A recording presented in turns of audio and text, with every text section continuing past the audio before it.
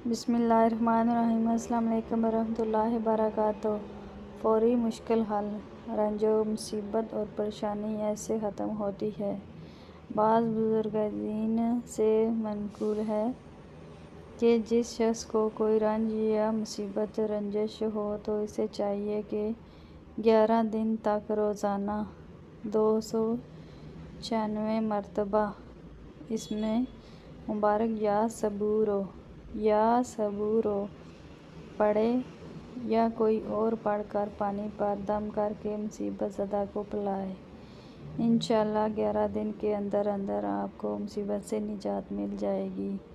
लेकिन वजीफ़ा आपको 11 दिन तक ही करना है। इस अमल को खुद भी करें और सदका जारिया की नीयत से दूसरों के साथ भी शेयर करें। अगर चैनल पे नए हैं तो चैनल को सब्सक्राइब करें। जज़ाकल्लाह। अस्सलाम वालेकुम रहमतुल्लाहि व बरकातुहू। अल्लाह हाफ़िज़।